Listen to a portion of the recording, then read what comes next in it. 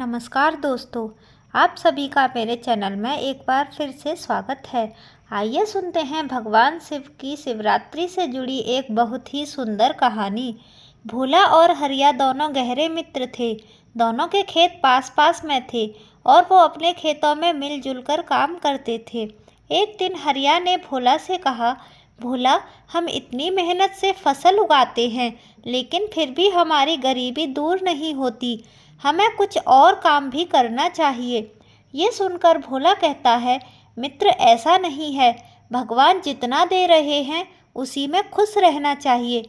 यह सुनकर हरिया को गुस्सा आ जाता है और वो भोला से कहता है, तू कुछ नहीं समझता है। इतने दिन से तू शिव जी की पूजा कर रहा है, फिर भी भगवान ने आज तक तुझे दिया ही क्या है। तब भोला कहता है, मैंने आज तक अपने भोले बाबा से कुछ नहीं मांगा। मैं तो बस सच्चे मन से उनकी पूजा करता हूँ और वो अपने आप ही मेरे सारे काम बना देते हैं। मुझे कुछ भी मांगने की ज़रूरत ही नहीं पड़ती। तू भी मेरे साथ मंदिर चला कर, तेरे मन से भी लालच निकल जाएगा। हरिया गुस्सा होकर अपने घर चला जाता है।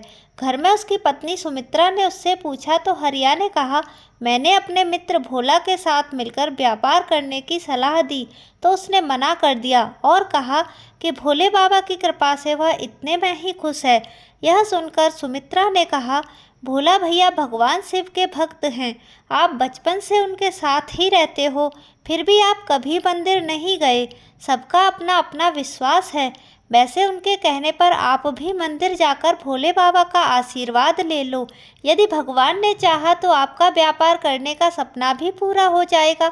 सुमित्रा की बात हरिया की समझ में आ गई और वह अगले दिन भोला के साथ शिवजी के मंदिर गया। वहाँ उसने भी पूजा की और उसके बाद शिवजी से प्रार्थना की कि हे प्रभु, मुझे इतना धन दो जिससे मैं व्यापार कर सकूं। यदि मेरा व्यापार चल गया तो मैं आपके मंदिर में एक सोने का शिवलिंग चढ़ाऊंगा। उसकी यह प्रार्थना सुनकर भोला मुस्कुरा रहा था, लेकिन उसने हरिया से कुछ नहीं कहा और वापस आकर अपने खेतों में काम करने लग गया। कुछ दिनों बाद हरिया ने कर्ज लेकर व्यापार शुरू किया।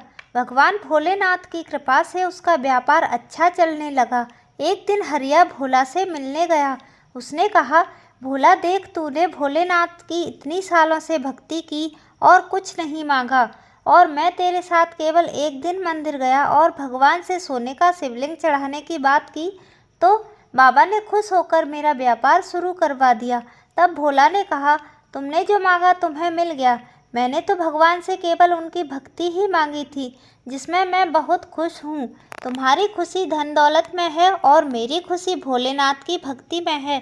तब हरिया ने घमंड से कहा, देखना, इस साल शिवरात्रि पर मैं सोने का शिवलिंग चढ़ाऊंगा और तेरे बाबा मुझे और धनवान बना देंगे। उसकी बात सुनकर भोला मुस्कुरा रहा था। भोला ने शाम को घर जाकर अपनी पत्नी को ये सारी बात बताई। तब कमला ने कहा, आपके भोले बाबा भी भेदभाव करते हैं। आपके मित्र की एक दिन की पूजा से प्रसन्न होकर उसे धन दे दिया और आप इतने सालों से पूजा कर रहे हैं, उसका क्या फल मिला।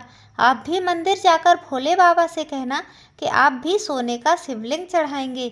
भोला ने कहा, लेकिन शिवरात्रि में तो कुछ ही दिन शेष हैं, मैं सोने का शिवलिंग कहाँ से लाऊंगा।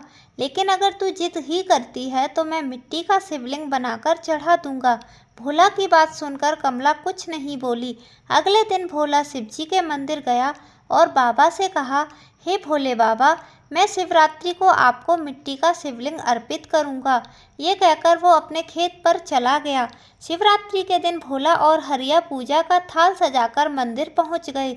कमला और सुमित्रा भी अपने अपने पतियों के साथ मंदिर में पहुंची। मंदिर में उन सब ने पूजा की और उसके बाद पुजारी से शिवलिंग अर्पण करने के लिए कहा। पुजारी ने कहा कि अपने अपने शिवलिंग पर दूध चढ़ाकर उसे भगवान के चरणों में रख दो। पुजारी की बात सुनकर हरिया जोर से हंसने लगा और बोला, पुजारी जी, मेरे शिवलिंग पर तो दूध चढ़ जाएगा, लेकिन भोला का शिवलिंग तो मिट्टी का है, दूध चढ़ाते ही वो बह जाएगा। यह सुनकर भोला की आंखों में आंसू आ गए और उसने भोलेनाथ से कहा, हे भोले बाबा, आज आपके भक्त की परीक्षा है। मेरी निष्काम भक्ति आज धनवानों के आगे फीकी पड़ रही है। मेरी लाज रखना प्रभु। इसके बाद दोनों मित्रों ने अपने हाथ में दूध का पात्र लेकर दूध चढ़ाना शुरू किया। दूध चढ़ाते ही हरिया का सोने का शिवलिंग मिट्टी का बनकर बहने लगा और भोला का शिवलिंग दूध चढ़ाते ही सोने का बन गया।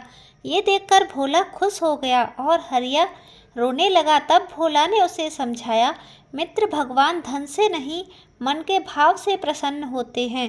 तुम्हारे पास धन आते ही तुम्हारे मन का भाव घमंड में बदल गया, इसीलिए तुम्हारा सोना भी मिट्टी बन गया और मेरा मन निर्मल था, इसीलिए मेरी मिट्टी का भी सोना बन गई। हरिया ने भोला से माफ़ी मांगी और वो भगवान भोलेनाथ के चरणों में गिरकर रोने लगा। भोला ने कहा, हरिया, भगवान भोलेनाथ के सामने रोने से तुम्हारा मन निर्मल हो गया है। उसके बाद हरिया और भोला दोनों एक साथ खेती और व्यापार करने लगे। तब भगवान भोलेनाथ ने उनके सारे कष्ट दूर कर दिए। तो ये थी आज की कहानी। आपको आज की ये कहानी कैसी लगी, कमेंट करके ज़रूर बताएं। साथ ही मेरे चैनल को सब्सक्राइब करना ना भूलें। धन्यवाद।